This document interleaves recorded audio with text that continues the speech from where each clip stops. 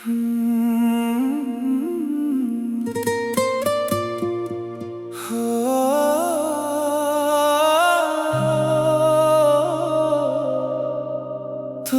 नाव लेके मोर दिल धड़क थे,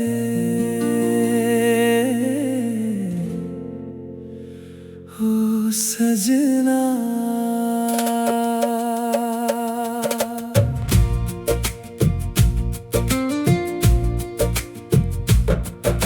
मैं अगर सामने आवां ते मुस्का दे, नैना ले नैना मोर संग लड़ा दे। तोर हंसी म जादू, तोर बात म प्यार, देखत देखत होगे मोला तोर इंतजार। रूप तोर चांद जैसे चमके रे रात में, मोर सपना बस गे तोर संग हर बात में। दिल के ये धड़कन तोर नाम गुनगुना थे, ते जहाँ जात हस मोर मन उही चल जाते। मैं अगर सामने आवं ते नजर झुकाबे, धीरे धीरे मोर दिल ला अपन बनाबे। तोर माया में खोगे हवा जाने ना काबर, ते बने हवस मोर जिंदगी के हमर सफर। मैं अगर सामने आवां ते मुस्कुरा देबे,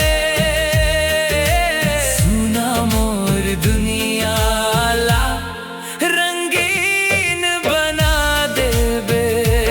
तोर बिना अब लागे ना ये संसार,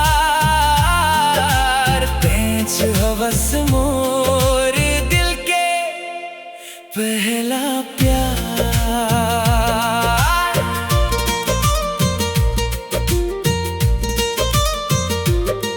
महुआ के खुशबू जैसे महके तोर बात, संगी बन के काटन चाहूं जिंदगी के रात।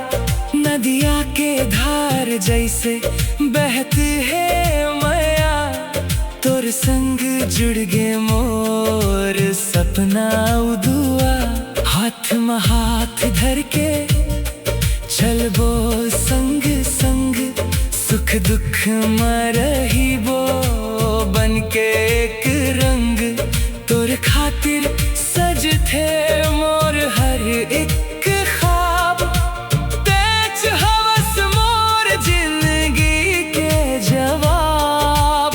रिमझिम बरसे पानी भींजे मोर मन, तोर संग बिताना चाहम वो हर एक क्षण।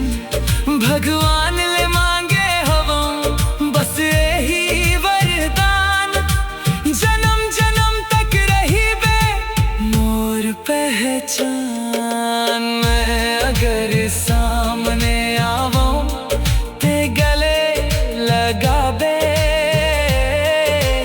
मोर अधूरा सपना ला पूरा बनाबे। तोर माया के रंग में रंग गे मोर संसार, थेंच हवस मोर दिल के सच्चा प्यार।